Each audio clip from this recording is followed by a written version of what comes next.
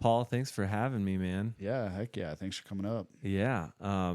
This is your podcast studio, but you're on my podcast. Yes, yes. And this is our first time meeting. So it's awesome. Thanks for having me to your place, your Heck home. Yeah. How long talk about this podcast? Why did you build out this whole studio here, and how is it helping you in your business? Yeah. So last June, I was in a mastermind class, and the coach leading the mastermind class just challenged me, called me right out and said, Paul, you need to start a podcast with your wife tonight. Let's go. And when you come back tomorrow, I want to have the information for the first episode. And what was really interesting is my wife and I have been talking about it for like 2 years. Mm-hmm. I literally had this equipment that we're using today in boxes, not set up. Yeah. And we just didn't go just because we're, so busy or whatever. But it started then and there. Nice. So yeah, that became the Beard and the Beauty podcast. Pretty self-explanatory there. But so we started doing podcasts, and for us in our marriage, I love it. Okay. Like, I recommend doing a podcast with your spouse. It's a time that you can just sit there without the kids and just talk about whatever you want to talk about. That's So, amazing. like when I work with guys helping them on their marriage, it's like, yeah, start a podcast. Like, especially if you're a connoisseur of podcasting, listening, taking nuggets or whatever, just sit there and talk with your wife. And you would be surprised that how much benefit comes from it. Yeah. So, but yeah, I mean, I use it in my business. This is where I do the coaching and all that stuff. And I've been on more recent podcasts that are, via Zoom, not in person like we are today, but it's helping me grow my coaching business. Yeah. So I would love to talk about that. That's kind of the main, what I do on my podcast. And we talk a lot about social media, video content specifically, and just how you are able to grow a business or grow a following or build your brand. Before we started talking, I remember you were in this process of doing a lot of this kind of stuff, content creation, coaching, building your business. What kinds of things?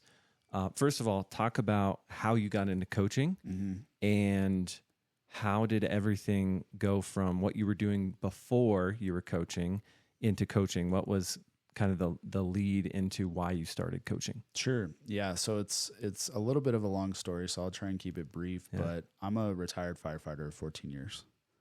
And in 2017, I was just such in a dark place, mentally, physically. My health was in the gutter. I had just lost my best friend to cancer. He was a line of duty death, and he passed away in 2015, late 2015.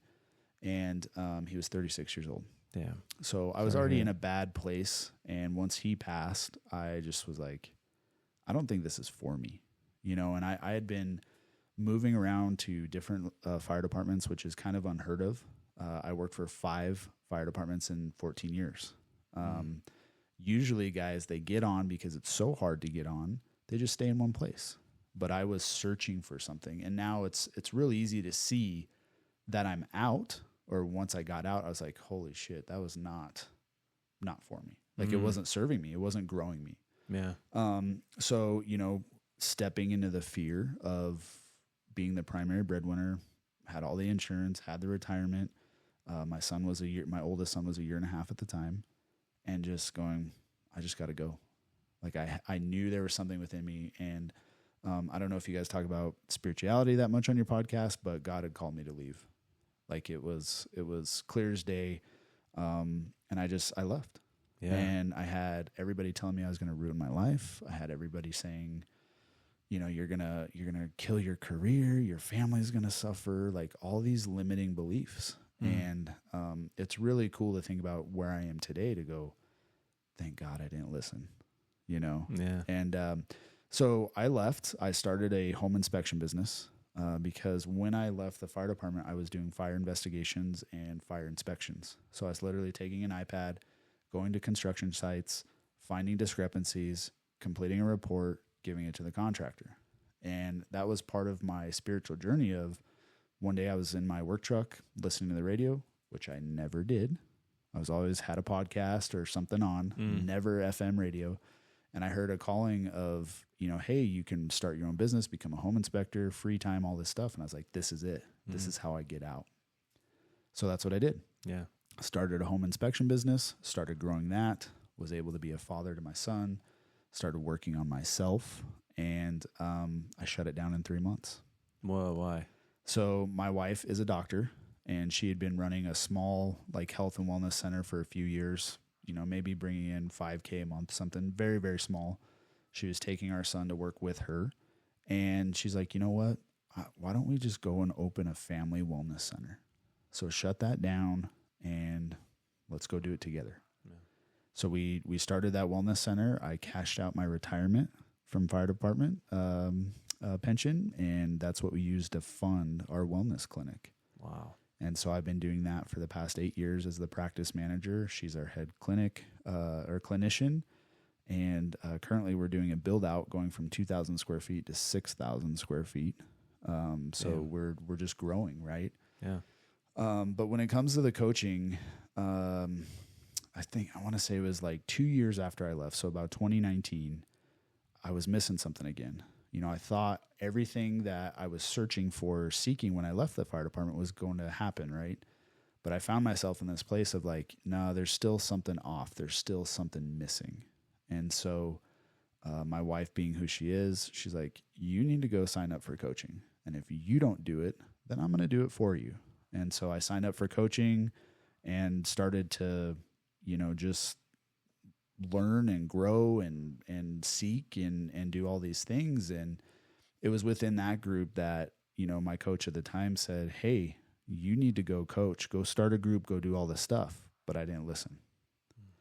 So, it's one of those times where, I think everybody has times in their life where they're like, no, not today. If God's talking to you and you're like, no, not right now. It's not a good time. Yeah. But as a man, I just didn't feel like I could do it. I didn't feel like I could actually coach somebody and help them do stuff. And that was 3 years ago. Yeah. And so, but last summer I felt that call again. What do you think changed in you that you're like, okay, I'm ready for this? It's a development process, as you're growing and you're constantly trying to level up in life, no matter if it's in your marriage, your business. I was just at a better place to accept the call, and looking back to where I first heard it, I was like, yeah, there's no way, because I lead a very strict lifestyle with the health and wellness. We eat clean, we drink clean. Not to say that we don't have fun, but all of that had to progress to the man I am today, or to the man I was a year ago. Yeah, but it's just in the searching for something, right? It's always, and that's the thing. I like to tell, especially my clients, there is no finish line. I used to think that, if and most people have this thought process, if I get X amount of money, then I will be happy. Yeah. And it's you get there and you're not happy. You're not fulfilled. You're not satisfied. So, that's kind of that journey. Yeah. How, when someone comes to you, they're like, Paul, I just don't know how to get through that mindset.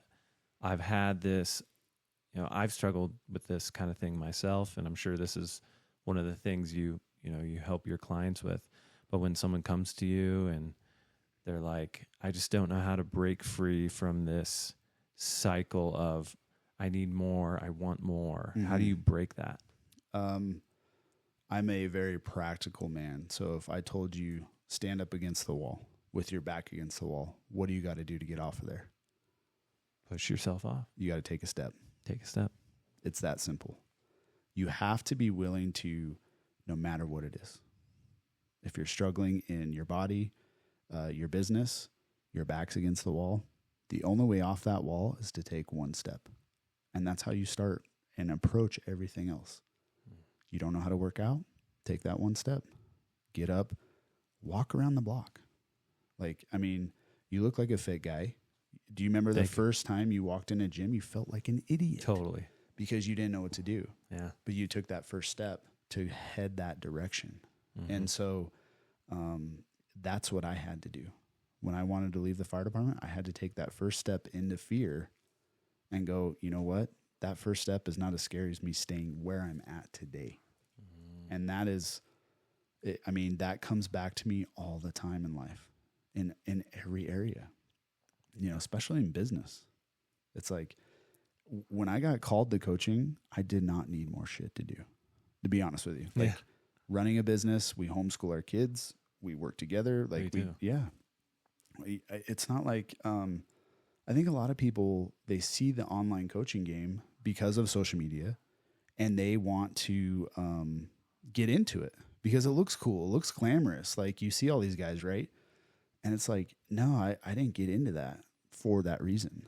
Like I felt called, like I felt pulled to it, you know, and being a firefighter, I always wanted to help people. And so it's like, no, I got to help people in another way. And, but yeah, I didn't need more stuff to do. And so, especially like this backdrop we're in and all this stuff, like it was just a culmination of taking that first step and following what I felt was right. You've mentioned this a few times that you say you felt called to do something, whether it be coaching, all these other kinds of decisions you've made in your life. What does that mean for you? How can someone be called? Is it God? I know you've mentioned God. Like, what is this idea of God for you? Yeah. So, I am not a religious person. I grew up Catholic. I did all the Catholic stuff, you know, and I got out of it and didn't really pursue that in my younger years, like in my 20s. And then I felt the need that I had to go to church once I started dating my wife, and you know, we started getting in serious together and stuff like that. And we found a great church, a church that I liked, a church that made sense. And then we were there for several years. And while I was there, I never felt God. Like I never heard God speak to me and tell me certain things and help guide me. And so, we ended up leaving that church. And, I mean, literally last summer it was in that mastermind where I'm like, the story goes, we got challenged to do like a prayer, what we call a prayer stack. And at that time I was cold plunging in my basement. I got a cold plunge, and, you know, the cold plunge it's hard. It's physically hard. It's mentally hard. And the first like 30 to 45 seconds when you get in that cold water is the hardest. So I got this idea of, well, why don't I try and do a meditation within the cold plunge?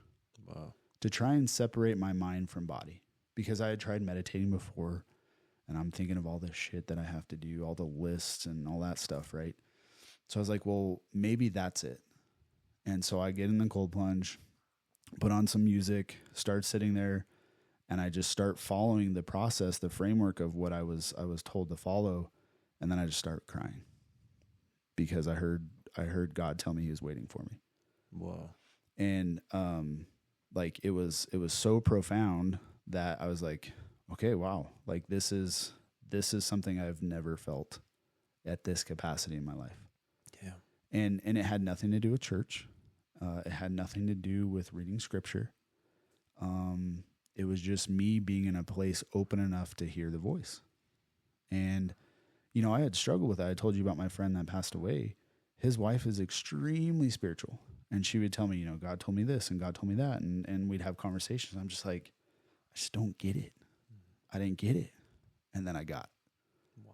And, yeah, so that's like the guiding force of, you know, I have people ask me all the time. They're like, how do you know it's God talking to you?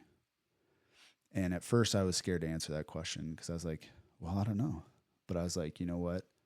I'm being told things that I would never tell myself. I'm hearing things, I'm seeing things that I would never say, hands down. Yeah. you know, so I know it's not my voice within me saying, oh no, go do this, you know, like go buy a Ferrari. No, it's like, I'm not hearing stuff like that. I'm being challenged. And I think as humans, like we wouldn't challenge ourselves in that capacity. And so to me, that's how I know it's not me just talking in my head. Yeah, 100%. It's funny, you know, because I mean, we connected right through Sergio, who, did it go off? That was really strange. It gets disconnected. Do we have like the fastest internet possible? What the hell?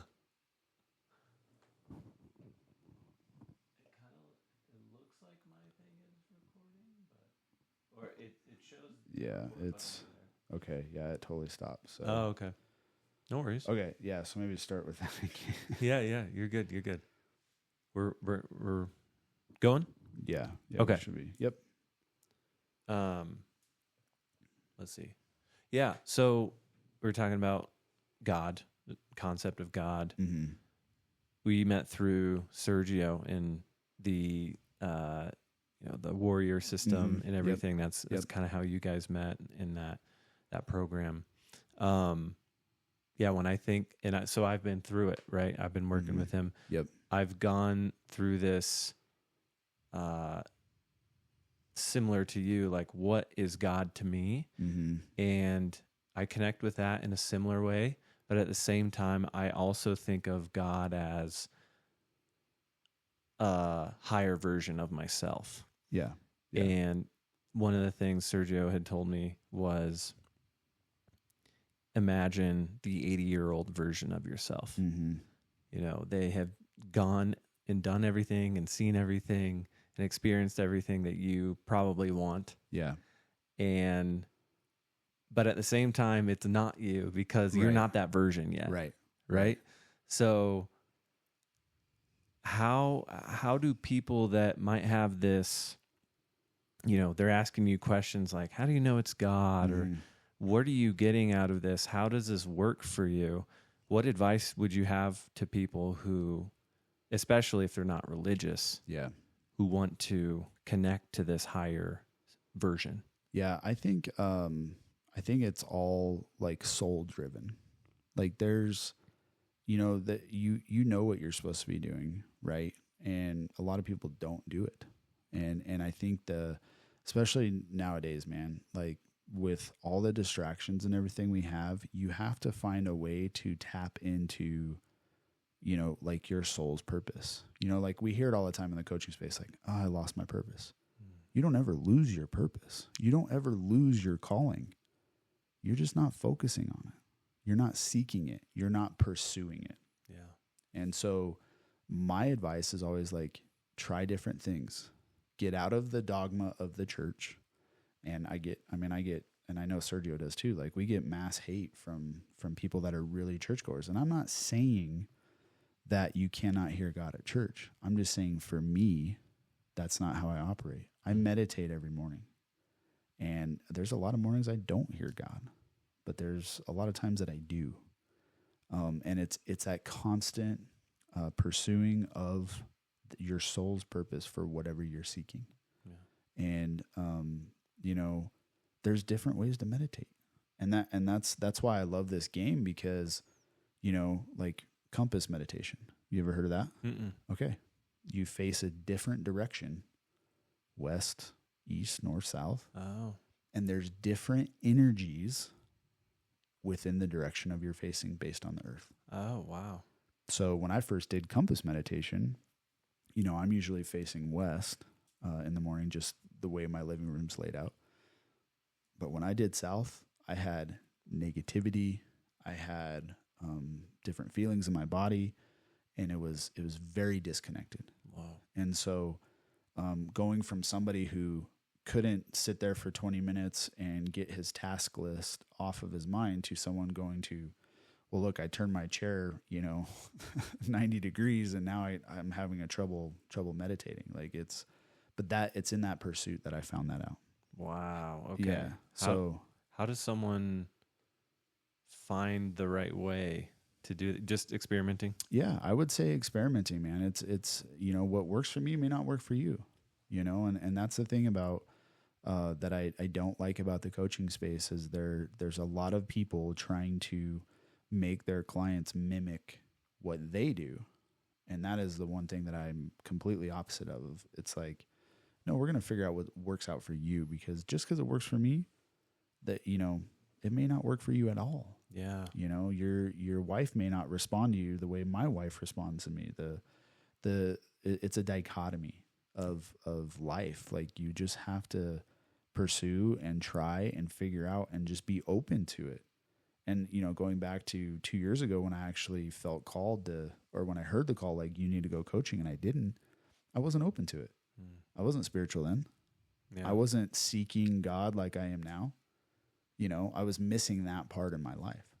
And so, people are so distracted nowadays. Like with the social media stuff that we do, like, I love it, but I hate it. Yeah. And it's, every day you open up Instagram and there's nothing but porn, like. So exactly. That's one thing that you mentioned here in this questionnaire. One trend in social media that you think should stop. And I think you said that exact thing. Basically, Yeah. We see porn on social media. Explain what you mean. So, it all goes back to distractions. And if you're spiritual, it's a way for the enemy or the devil or whatever you call it is trying to pull you away from what you're trying to accomplish. Like, I have a fantastic relationship with my wife. We've been together 20 years. We've been married 13 of those years. But as a man, like, you open up your phone on social media and you're just hit with porn, and I think most men don't have the discipline to scroll past it and not, look at that. Right. And it's creating this false reality of that's what, men expect their wives to look like, or that's what sex should be, or that's what a relationship should be. And it's on both sides. Like, women deal with this all the time with body issues. So I think that's the number one thing that is wrong with social media is the things like that are allowing to, just enter into your space. Yeah. And there's marriages that are broken up because of it. But it really comes down to the discipline of the person. And that's the thing. Like, this is where I walk the line, because we're sitting in my office. You see We the People on the carpet. I'm very pro freedom, free speech, Constitution. It's on the wall, all that stuff. Mm-hmm. So, like, regulation of that is like, does that challenge that belief or ideology? But I don't think that if you're going to use a platform, you should be just bombarded with nothing but porn, or, very close to the actual porn, Yeah. Right. So, well, at this point, it's unavoidable, right? Yep. Like you said, it's essentially free speech, and people are going to post what they want to post, whatever is, people are going to max out the threshold of what is allowed on social media. So let's say you have a client that you're working through some of this kind of thing with, whether it's literally just going through and liking these kinds of pages that it's women, and it's a struggle with intimacy in a relationship, or of even just they're single and they're trying to find the right person. How do you coach someone through this kind of this porn on social media and help people get through that stuff? Yeah, the simplest way is to eliminate it, right? So it'd be like not go on social media, but it's that's kind of how we're wired now. Like, we like social media, right? So and I did this personally too, not specifically to the porn, but I did it towards the pages that, during the COVID era, like, I started liking these pages that were, freedom and all this stuff. And I just did a mass unfollow, because what I found is, not only for myself, but for the guys and women that I work with is, you're going to see more of that if you like it. You're going to see more of it if you follow it. And what you're seeing or what you're hearing or what you're watching is directly impacting your mood, right? So, you know, for example, I'm not a Democrat, I'm not a Republican. I land in the middle. But the way things swing, people tend to think I'm a Republican, so I unfollowed all of that stuff. And what I'm saying is, you know, if you're hopping on social media and you're looking at it and you see, you know, a message from, let's say, Fox News that's going to be charged with a certain energy, you might be more inclined to be like, oh yeah, you know. So it's eliminating that type of stuff from your perspective, your view, as much as possible. Mm-hmm. And you know, it's like, you know, the government's always listening to us. So I mean, we could talk about desks, and it's going to show up on your feed later. Yeah. But it's just being cognizant of what you are drawn to, and then what you are being pulled to from the opposite. Whether it's the enemy, whether it's the devil, whatever you believe in, I believe in energy. I believe there's energy about people. I believe there's an energy about space. And you have to find that right balance. You have to find the right energy. Yes. You know, it's like doing an interview for a business. You're going to interview a potential employee. Like, how did you feel when that person walked into the room? You know, I've had bad employees. I've had great employees. They all have different energies. Yeah. I have a different energy depending on when we meet, you know? Mm-hmm. And so, yeah, you got to work to eliminate. Today, it's harder than ever to be a connected husband, a present father, and a successful business owner. I call it the trifecta of chaos. Mm-hmm. And if you think you can just get up and not actively pour into those things, you're going to get lost in some way. Porn, business, you know, whatever. Yeah. So big time. Yeah. Yeah. When you're talking about energy, that, you know, got me thinking about social media, content creation. How does showing up and being your best self correlate in terms of when you're giving that energy, whether it be on social media, whether it be to your wife, mm-hmm. your kids, your friends, family? How does working on yourself help you to bring the energy that is required? You know, actually, that's a perfect question for like where I'm at today. So I'm doing a challenge right now with myself and my clients, a few of my other coaching brothers. Yeah. It's a challenge I came up with. It's kind of like modeled off 75 Hard, but the diet's like natty food, like nothing prepackaged, man-made. So we're on day 11. We started at the beginning of April, and I was literally stacking and praying about this morning. I've just been executing all week, and I've been tired, and it's not that I don't have stress, but my energy levels, my attitude is stable. And I know myself, when I am not executing, or when my clients are not executing, their attitude, their anger, their anxiety, it's all over the place. And you know, with social media, we're constantly bombarded with all this other stuff, but within ourselves, that we control it. You know, I'm doing 2 workouts a day. I'm tired, I'm sore, but I just don't have the power within me to be angry about anything.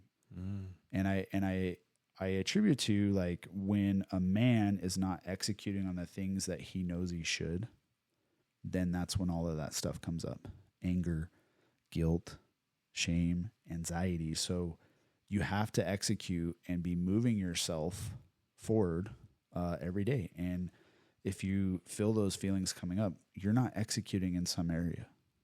And, you know, it's funny, we're talking what you're saying about, you know, being the 80-year-old version talking to you. Mm-hmm. That was my stack.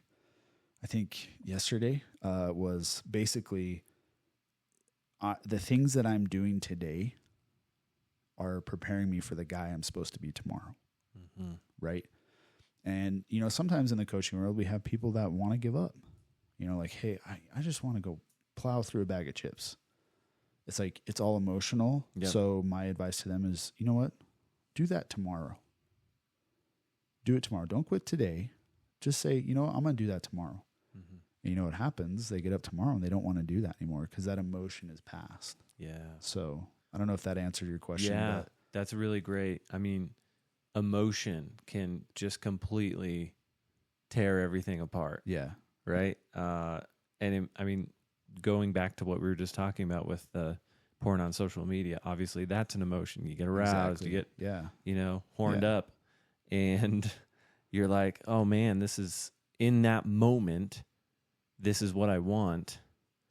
How do you really coach people through that stuff? Like outside of, you mentioned this thought of just do it tomorrow. Is there anything else that you kind of do to help people work through strong emotions that come through? Yeah. So there's a quote that I have no idea who wrote it. I don't know where it came from, but it is, you only win when your mind is stronger than your emotions. And so, like you have to understand what they're trying to do. You're a man, you see a girl with, her breasts hanging out or whatever, something that is arousing, that doesn't make you a bad man. That you're designed that way. Right. Yeah. And so, now we have constant, triggers like LED lighting that are changing our physiology. I don't know if you noticed, but I have like Wi-Fi blockers. you notice the air smelled different when you came in. We have the purifiers. We do a lot of things to try and keep that stuff out. Okay. And so, I have a sticker on my phone that takes away the EMF. But I bring that up because there's so many distractions. There's so many things coming at us that a lot of times when we feel these emotions, it's not really who we are. It's not really Dan feeling like he needs to go, eat a bag of Reese's Pieces or something, whatever it is, It's not really Accurate. who you are. It's, I mean, they're delicious, right? And that's the thing. That's the concept of do it tomorrow. Because chances are you're not going to want to do it tomorrow because you're just in an emotional state, an emotional energy that's saying, I want X, therefore I should go get X. And it's all just like we talked about, it's seeking and pursuing. Yeah. And doing everything you can within your power to keep all that, the negative stuff out, the negative energy, the Wi-Fi signals, the whatever it is, doing all of that. Like we go to serious extents here in my house to protect ourselves from all of that stuff. Yeah. I'd love to ask about that. Like what measures are you taking? What things are maybe some people may not even be aware of? Like you said, the sticker on your phone and humidifiers and things like that. What is happening that we're not even aware of that could be affecting us? That's in the air. So our addictions to the cell phones, the Wi-Fi's, EMF radiation, electromagnetic frequencies.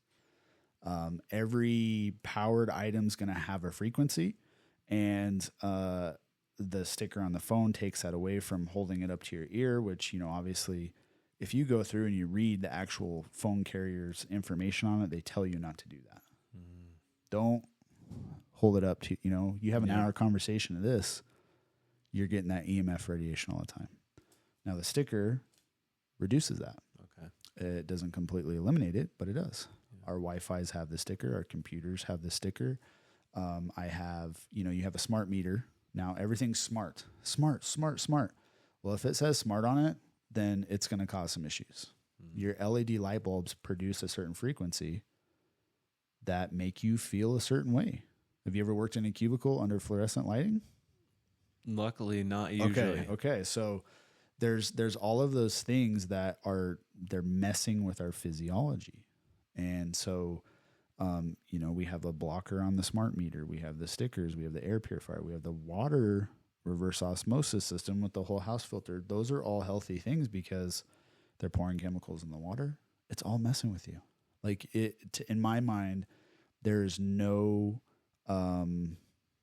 nuance to why we are the sickest we've ever been in human history.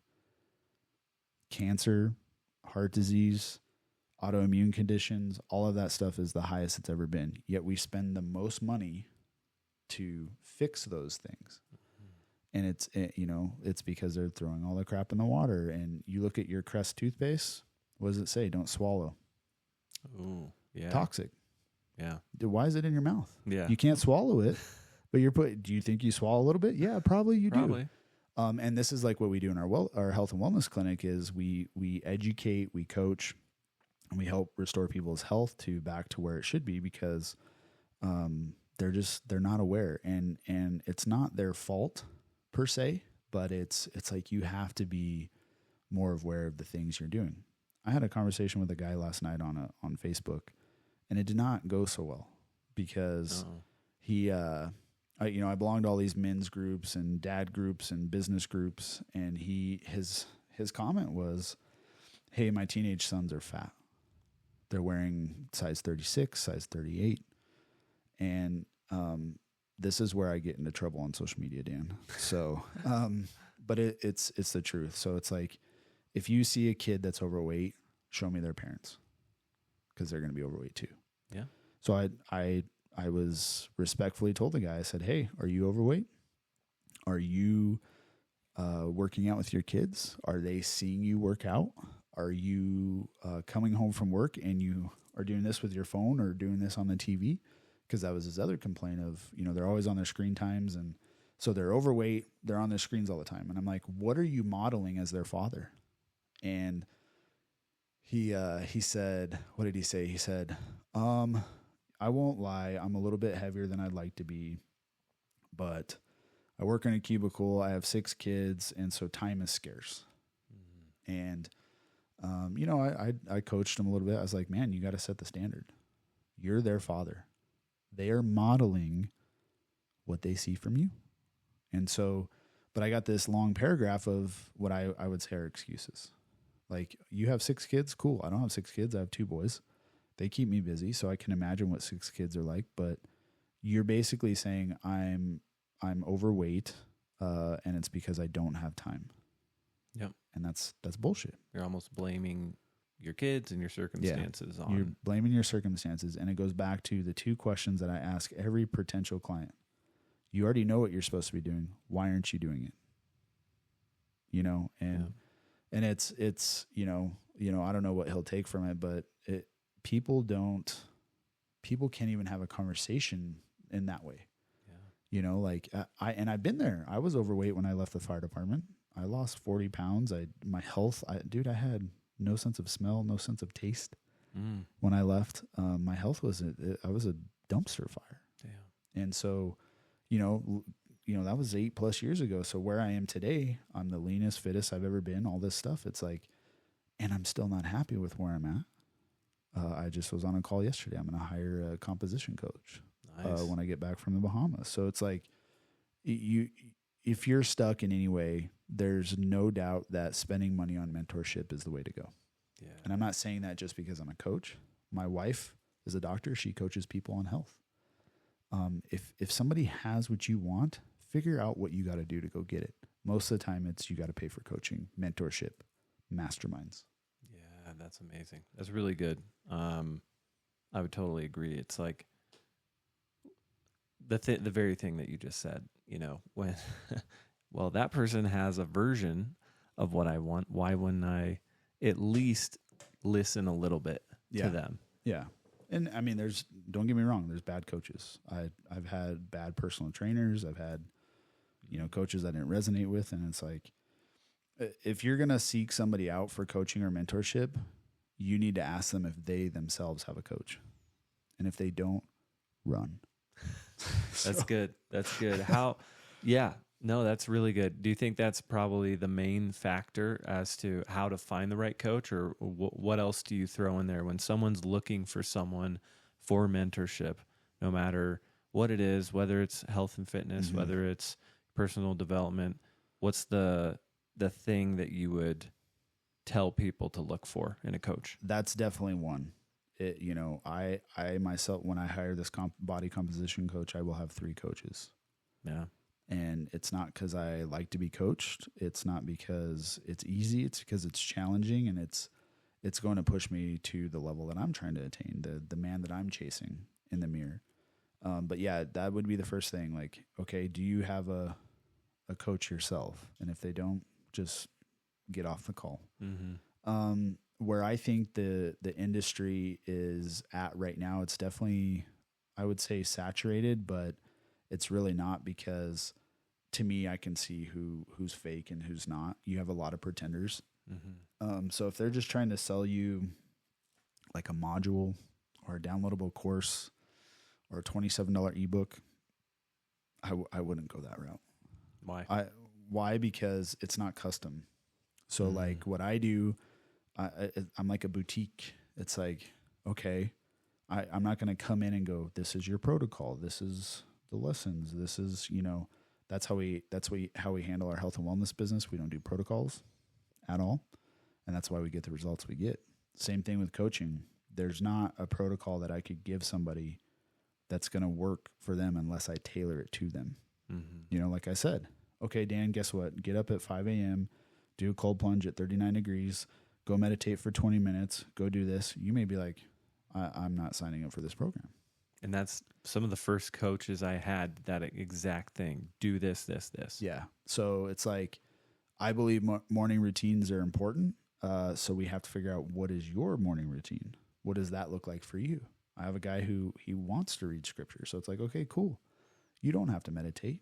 Just if reading scripture fills that cup for you, then do that. Mm-hmm. And it was really cool going back to the execution conversation we were having.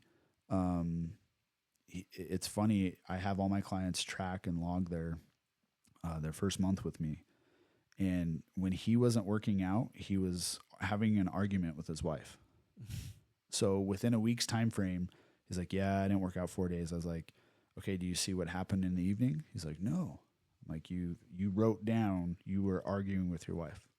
So clearly there's a correlation between working out and arguing with your wife. Like, so work out more because you don't argue with her. Mm-hmm. If I don't work out, I'm not arguing with my wife. But it goes back to that execution. Yep. He's not releasing that. His body's not processing stuff right. So therefore he's grumpy or he's an asshole. And so then they start arguing, whatever it is. Yeah. And so that's just part of having that approach, that customized approach. And I just like to do stuff different. Yeah. I've done it different my whole life. So I love that. Yeah. And speaking of execution, doing things differently, we talk about social media, content creation. I think when we first met, you didn't have nearly as many followers, or you weren't cranking out nearly as much content as recently you have been. There were a couple videos that you sent to me that one was your favorite and one was your... Oh, man, I don't even remember what those were. Oh, okay. So I'll pull them up here for you. I'll tell you that the one that you said was your favorite was the one about how cold plunges help you get harder erections. Oh, yes. Yes. Yeah, because it was fun to make. Yeah. Okay, I remember that one. Yeah. So, that premise was the research came out and it was like, hey, cold plunging helps erectile dysfunction, which is a big topic and has been for years in this country. And so I saw that come out. I was like, I got to have a little fun with that one. So it shows me jumping in the cold plunge and then I get out and yell my wife's name or whatever. So that one was fun. That was awesome. Side note on that, for like ED, why do you think that has been such a big, why do we hear about that a lot in this country? I think any disease, the way we eat, the lack of movement, all of the other EMFs we talked about, they all play a part. But specifically, like when I think I want to say this right.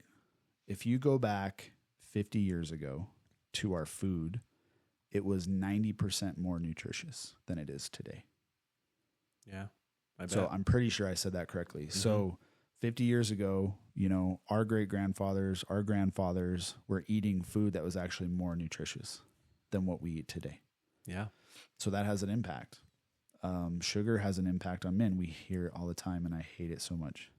Low T. Why? Guess what? This is the other piece that I get in trouble for. Just because you get older does not mean your testosterone declines. Okay. That is not a provable fact. Just because it's common does not mean it's normal. So I myself will be 39 next month, and I've doubled my testosterone in the past year without the use of sticking something in my ass. It's all about how I handle my body, how much you work out, what kind of foods you're putting in your body. Are you avoiding all this stuff that we talked about? Just because it's common does not mean it's normal. And it's very common that men get older and their T declines. But what is also common? The size of their gut. They're eating crap. They're not taking care of themselves, just like we've talked about. Yeah, you're probably going to have low T. I know a guy that's in his 70s that his testosterone is like double mine. Damn. What? And I'm like, man, imagine what I look like if I had that level of T. But yeah, it's so with any disease, and I'm not a doctor, it's all just how we live, how we're addicted to screens, and how we don't move.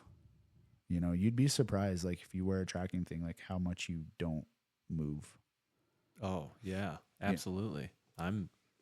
Most of the day I'm sitting. Exactly. And that's, so part of that challenge I was talking about is like making sure I hit 10,000 steps a day. Nice.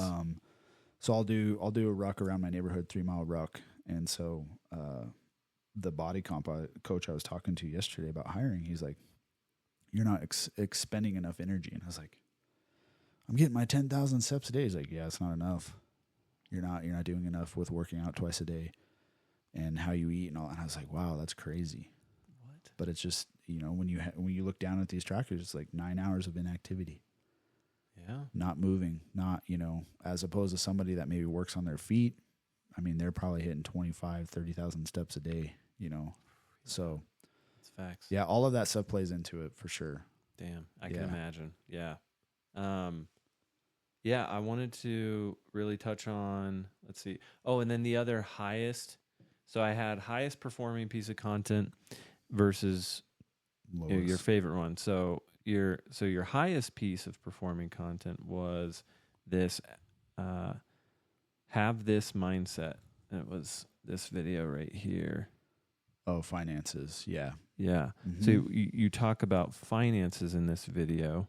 Why do you think this one performed so well? I think because people are drawn to money. That's no matter how poor or rich you are, it's always a topic of conversation. And you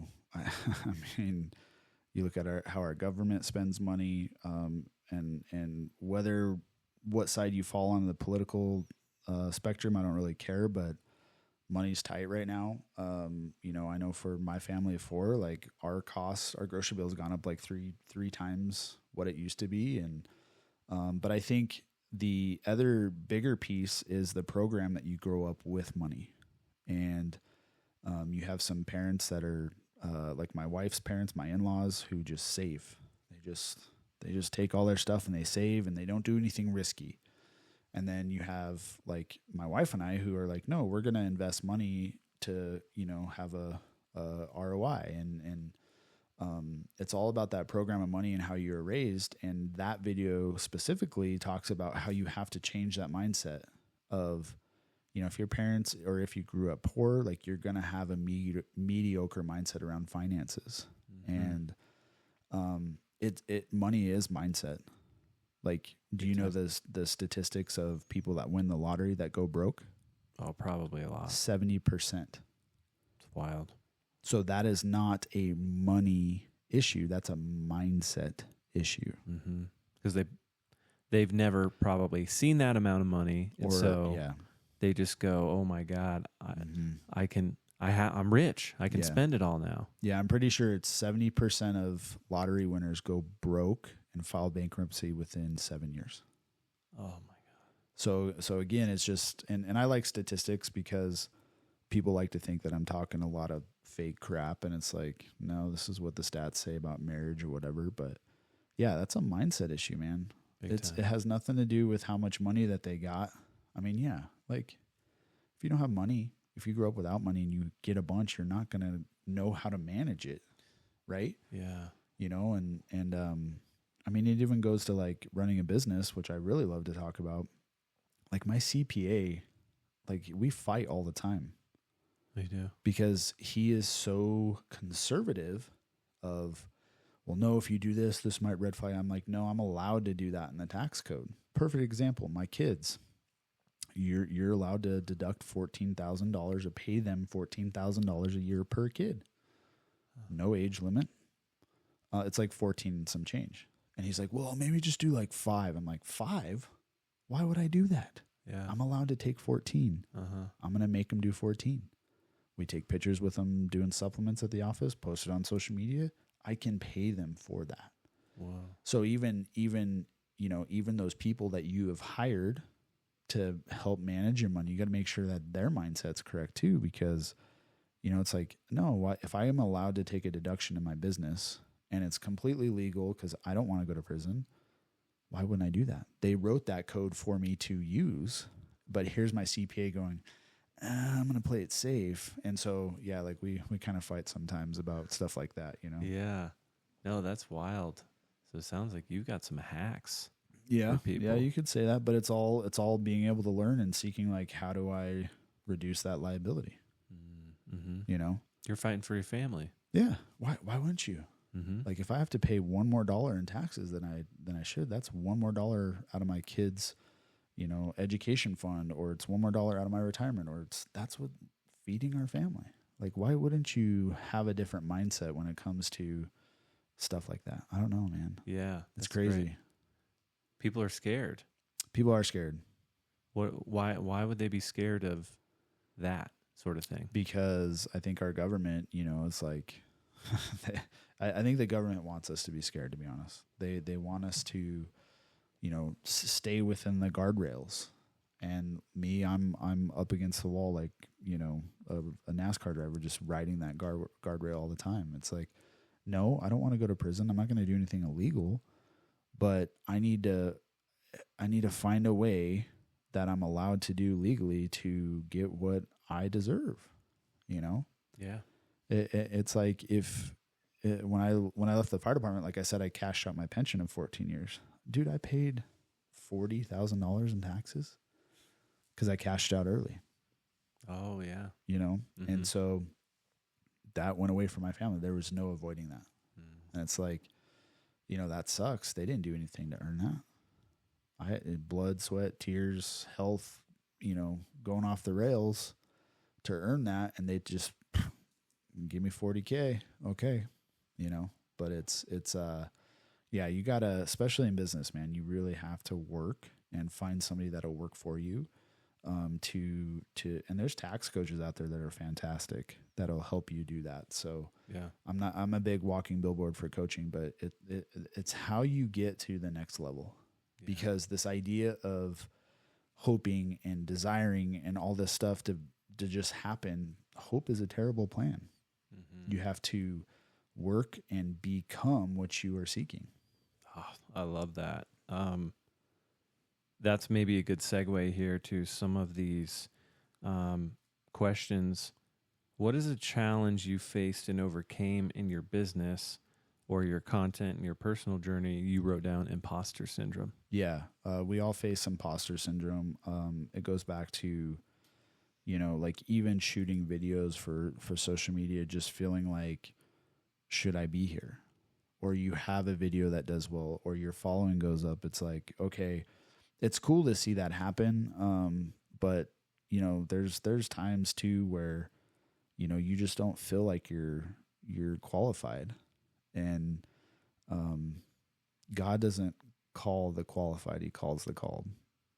Like, you know what I mean? It's Yeah. And I don't know who said that either, but it's something I picked up on. It's Paul like, did. what's that? I said Paul said it. No, I got it from somebody, but I don't. I'm sure it's written down somewhere, but it's you don't have to have everything within your possession to coach other people, if that makes sense. Mm-hmm.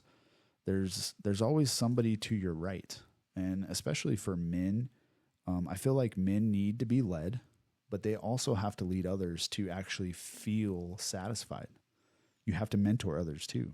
And so, no matter, like my current coaching group that I belong to, I'm in there with a bunch of addicts. There's coaches that have been in prison, and they're coaching people on addiction and how to better their lives. Like, it's like, well, if those guys, they messed up in their past, like they can surely coach somebody. So, imposter syndrome is just something that we put on ourselves. That's complete BS. Yeah. It really is. How do people work through imposter syndrome and, eradicate it? I think it's just execution, daily execution, getting really clear with where you want to go, how you're going to get there, reverse engineer what you're looking for, what you're seeking. If you want to make $1 million, well, reverse engineer that. How much is that per month? It's 83,000 and some change per month, and then you can break that down to week and day and all this stuff. It's the whole like eating an elephant one bite at a time. Dan, you want a Ferrari? That's 500,000. Cool. Guess what? How much do you need to make per day to buy that Ferrari next year? Right. Most people don't do, or maybe they don't think like that. Mm-hmm. But then, if you're going to hit your target, if you have to make $300 a day, then find something that you can do that's going to get you there. Yeah. Yeah. That's awesome, man. Great. Well, here's a good also segue to that. I put down the 3 to 5 items that are essential to your success in your business, content, and personal journey. You wrote down clarity, certainty, and truth. Yeah. So I think that is, if you're a good coach, you're going to bring your clients and even prospective clients clarity. I think that is my gift. I'm not telling people what to do, but I'm giving them clarity on, maybe a different perspective, maybe a different approach. And clarity is, in my opinion, is the biggest thing that someone can do to work on themselves, is find the clarity. I always say collision brings clarity. Let's say I'm arguing with my wife. Maybe she's pissed off at me for something. Well, that collision that we're having at that moment is then going to lead to clarity of what the real issue is. What is it that she's really upset about? It's the same thing, any disagreement, but also colliding with yourself, colliding with your own ideals. Like, like this week in my challenge, I've been tired, man. I didn't want to go walk and ruck for 3 miles. And it's like, that's me colliding with myself and saying, no, you not only chose to do this, you can do it.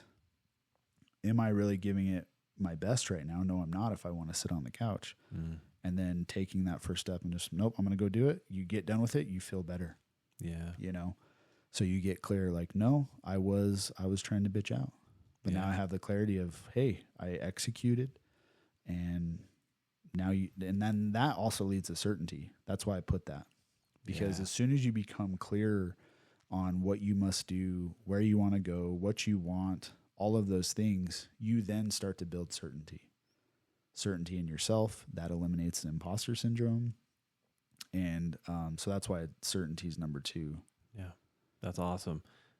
Certainty and clarity as it relates to social media, Yes. Tell me a little bit about your journey of, okay, now I'm going to become a coach. Probably means I got to get on social media and create content. What was it like for you starting to create? I'm sure you mentioned imposter syndrome. Like that is a huge thing for people who are creating content. What was going on in your mind and working through, because you weren't creating as much, and then you started, and then something kind of broke through and you started gaining more followers and viewers and things. So walk me through the journey, and how can people work through this crazy social media world and putting themselves out there? Yeah, I will say the breakthrough in my social media was I hired a branding company. Nice. And they they really reverse engineered, like I just talked about, because there was months where I wasn't getting good traction. Yeah. And so, but that was also the imposter syndrome of starting was, you know, just kind of thinking of like, oh, what do I want to create that somebody will like? That is the worst thing you can do. And what you need to do is be raw, be truthful. That's why it's number 3. And your mess is your message, you know, and I find myself, I just had this conversation literally with my coach the other day. Is like, he's like, look, you're showing your cold plunge with the water and the temperature every morning on your stories, but we don't ever see you get in it. So what did I do? The next day I got in it. And it was him being able to break that down, and that whole company being able to break stuff down is why I actually started getting better traction, more likes. They are magicians when it comes to all that stuff. But your mess is your message, man. Don't overthink it. Don't think like, you know, oh, if I do it this way, then that'll get more likes. It's too polished. And engagement is huge. Social media wants us to be social. Yeah. And so even people coming into your stories and liking and adding comments or, you know, participating in your polls, you need to reach out to those people and engage yourself. And so, yeah, like, you know, you just being truthful. I think that's the big thing, especially with, you know, you see these guys renting Lamborghinis and mansions, and it's like, well, we don't ever see you driving it. You got a cool photo, but we know you're full of shit, you know? But people love that. Like my wife in our health and wellness business, every time she does a cooking thing on how we eat so clean, like that's her biggest thing. Yeah. And it's just how we eat. And so, but it's raw. Yeah. It's truthful. And I think now more than ever, people are realizing how fake social media is, and it's not all glamour and it's not all this. And, you know, like I did after we had, I'd given you those videos, I did a reel that is just me, like with my head in my hands. And it's like, dads, do you feel like you're not doing enough? Do you feel like you never have time? Do you feel all these bad things? Because that's real, because I feel it. Yeah. So that's why I posted it. That's awesome. Yeah. And so I just tell people to send it. Just send it. I make mistakes in my story. I made a mistake this morning in my story. Like it's, you know, that's how you know it's not AI. If there's a mistake. Yes. Right. And so, just send it, man. Like you're going to be judged either way, whether you do it polished and it looks good or you trip over your words, you're going to be judged either way. Yep. For real. Just be truthful. Yep. Connect with others, connect to yourself. And it sounds like, I mean, this is the main thing I have struggled with myself, is that exact thing that you said about, oh, is this going to get more engagement? Is this going to get more likes? Yeah. Right? Just detaching yourself from the outcome. Yeah. And being raw is probably the biggest thing you can do. I mean, I used to go live every day. I stopped doing it because the algorithms get all wonky, but I posted a photo as the cover of my heaviest weight I've ever been with my shirt off. Oh, and yeah. that was raw. I went raw. I went live for like 30 minutes and I ended up crying in it. And I'm like, this is no bullshit. Like, this is why I'm the real deal, you know, like in my own eyes, like I'm willing to go and show my mess, how bad I was, how bad a shape it was, how bad I looked, you know? And so I think that's what people really resonate with. And then the other thing with the whole posting, I'll just throw it out there because I think it's important, is like you have 7 seconds. Yeah. So what I was doing in my videos, I'd be like, oh, hey guys, Paul here. It's Monday. Hope you're having a great Monday. Well, there goes my 7 seconds. Yep. And it took a coach to say, hey, like stop doing that. And then I had these awesome intros made. I would put at the front. He's like, stop doing that. So before anybody even hears what I want to say, I've already wasted 30 seconds. Yeah. And it's like, okay, no, I'll put my cool stuff at the end if they keep watching it. But I saw my retention in time watch go through the roof to like almost 100% on every video. Damn. So I went from people dropping off at 3 seconds to almost 100% retention. Yeah. How important are the metrics of content? I think it's a good pulse of what you're putting out there. Like that's how I look at it. It's a pulse of are the people actually engaging? Are they liking what you're putting out there? And if it's not, then you got to pivot. Mm-hmm. I've pivoted so many times the past 7 months. And that's why I hired this branding company, because they have the experts. They're like, oh, stop doing this on Instagram and start doing this. This is what it's changed to.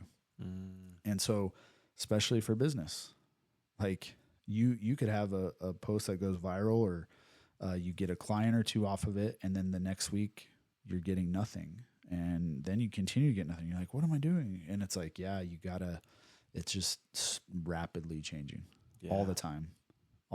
So that's probably the hardest part with running a business online and social media, is just being able to keep up with it. But that's why I pay the company I do to stay on top of it for me. Absolutely. And to tie it just back into mentorship in general, Yep. our world is constantly changing. Things Yes. we're doing Yep. and going through are going to be different Mm-hmm. than anything we've experienced before. Right. So why not have someone that can at least guide you? They're experts. Yeah. One of the people in that group, he is a YouTube expert. Okay. He has like 2.5 million subscribers, Damn. and I think he just sold his channel for like $7 million. Wow. So that's why I think mentorships, like if you want to figure it out and you want to go fast, you better have a mentor. Because I didn't have one for a long time. I tried the whole do-it-yourself approach, especially like with weight loss and stuff. I mean, that's why I told you I'm looking at hiring a body composition coach, not a personal trainer. My workouts and stuff are good, but he needs to adjust my body comp. So he needs to adjust a little bit with diet and stuff like that. I'm doing not at the right times. Fine tuning. Yeah, like I figured out to where I'm at today, and I'm not happy. But it's like, okay, now I need someone that does this. I need someone who's a tactician in that specifically to get what I want. Yeah, that's amazing. Dude, that's awesome. Well, it's really cool to see all the stuff you're working on. Thank you. One maybe final thing before we get into kind of wrapping things up. On top of the social media, the businesses you're running, you've now written a book, Paul. Yes. Yep. Tell me a little bit about that. What was the journey of just writing the book? Yeah. And, kind of give us a synopsis. Yeah. There it is. Run us through. What was it like? It's exactly what we've talked about today. Like it's the imposter syndrome. It's the limiting beliefs. It's just who do I want to be? Like, what does the man look like 10 years from now? Like I'm about to celebrate my last birthday in my 30s. Like, what am I going to look like when I'm 50? Who's that guy going to be? And in November, I got challenged massively by my coach, who said I wasn't showing up in a certain way, and he was right. And he's like, you go write a book. I was like, okay, cool. Like I've always wanted to write a book. Yeah. But again, that imposter syndrome of like, who wants to read my story? Yeah. Who wants to read my story? And so I had that own limiting belief on my life, telling myself, nobody wants to read it. Mm-hmm. You write a book and nobody would buy it. That's that negativity. That's that limiting belief that you could have in any area of your life. So I hired a coach, a guy that specializes in how to write your book in 8 weeks. Oh, cool. And so, and I met him through Warrior. And so he's written several books. So I'm like, all right, let's go. I'm going to do this. And so, it took a little bit longer than 8 weeks. I got really sick in January. Like for like 10 days I was in bed. Oh. I've never been that sick in my life. Damn. And, so that delayed it a little bit, but, yeah, man, the book is just my journey. It's like a memoir, but what I do is I actually give you key takeaways, and present my life, my story, my journey in the premise of the lesson. So at the end of every chapter, there's key takeaways. I'm asking you questions. If you participate in it and you answer the questions for yourself, there's pages in the back of the book, blank pages to write stuff. Oh, wow. It's just challenging you. It's like, okay, here's something I went through in my life. Where have you gone through that in your life? where do you see the shift that you could make now, and how do you apply it? Yes. And so, but yeah, it's what's cool is it's called Beardology, not because I have a beard though. Okay. So through the process of determining what I wanted to call this was I looked up the verb definition of beard. And what the verb definition of beard is to confront with boldness and resolution and often defiance. Whoa. And when I saw that, I was like, this is not a coincidence. I don't believe in coincidence. Wow. That is the story for my life. I've always been bold, seeking resolution and defiance. Like I despise the status quo. And so, but the subtitle is, you know, how to discover yourself in your quest for your freedom, because my beard became a symbol for me to be the man I am today. When I was at the fire department, I had to shave every day. I couldn't grow a beard. I wanted a beard. So it became like my bat symbol. And it sounds silly that, you know, had the conversation with my wife of like, hey, I want to quit my job, but I'm also going to grow a beard. Yeah. You know, and then obviously ology, the study of, right? So, you know, beardology is the studying of how do you be bold and, you know, resolute, basically. Whoa. Yeah. So that is next level stuff. Yeah. I mean, just fate, how it kind of worked out. That speaking of your beard, yeah.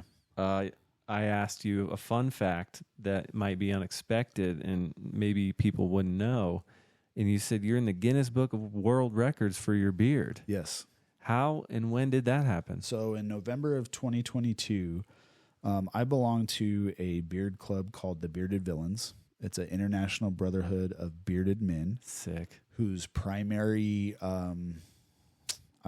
credo is brotherhood and charity. And so I used to be the lieutenant of my local chapter, but have since left that. But I haven't left the club. But in November of 2022, I participated in the National Beard Championship. And so the night before, I was a part of the Guinness Book of World Records at the time of the longest beard chain. So we had, I don't know how many guys, but we basically tied our beards together.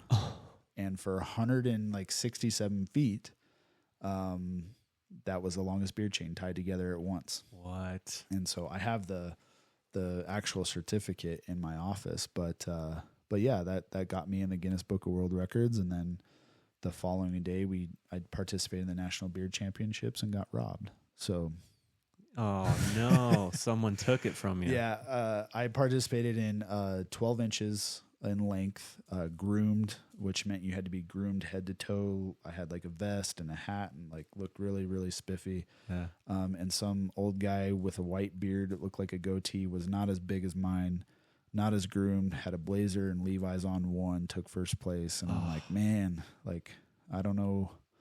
He didn't even fit the category in my opinion, but yeah, so I got second. Damn. So, but it's okay. Well, it was a cool experience. It sounds amazing. Now you have to go and win. That's probably the next step, right? Yeah, we'll see. It was a cool experience. I don't know if I'd ever want to do it again though. Yeah. Like I've won several beard competitions locally. Cool. But it's kind of like I've been there and done that. That's fair. Like, how do you top the Guinness Book of World Records? I think they've already beaten our record, but it's like, no, I'm in there. Yeah. I don't know how you top that. Just go find me. Yeah. So, but yeah, I don't know. We'll see. Yeah. We'll see. Very good. And I assume, do you plan to keep the beard as long as you can? I mean, it's part of you. Yeah. Yeah. It's definitely who I am. They call me the Beard Man. Like all my friends, it's the Beard Man. And I don't know, man. I don't have a plan with it. I just let it grow and deal with it, Yeah. Like I have to sleep in a bun because it's so long, otherwise I'm on it, Beard bun. So, but I always have to, I mean, it takes time to groom, but it's who I am. And I don't know. I don't know if I'll ever shave it. It's been 8 years. So, okay. Yeah. It's been a good chunk of change. And I've cut quite a bit off in 8 years, but, yeah, I don't know. There's no plan for it right now. It's now an analogy for your life, basically. It is. Yeah. Yeah, it's beardology, man. Yeah. It's the cool thing about the book too was I bought the domain from a guy that had it for 20 years Oh, yeah. and he didn't do anything with it. Was it a lot? Did it cost? It was a lot. It was Yeah. a lot, but you know, I was like, I can't. That's just me. I can't just like not, you know, name a book Beardology and then not have the domain. So, and it's copyrighted and all that stuff. So I don't know what I'm going to do with it, but Yeah. yeah, it's available on Amazon, not Audible. Okay. I reserve that for my clients. So it's Oh, kind of like a nice. gift that they can have it on Audible. So, Oh, that's or sweet. an audio version. So Yeah. yeah, Brilliant, man. I have to check it out. I'm excited yeah. to go through it. But I mean, honestly, I think that's about our time, Paul. Awesome. Thank you again for hosting me, Absolutely. hosting you. Yeah, absolutely, man. Yeah. And giving some thoughtful insights on everything: social media, life, spirituality, yeah. being Yeah. a man. We kind of covered everything there. We really did. Yeah. That's the way I do it. So Awesome. Awesome. Yeah, it was fun, man. Thank you. heck yeah, thanks again. This was awesome. So, Awesome.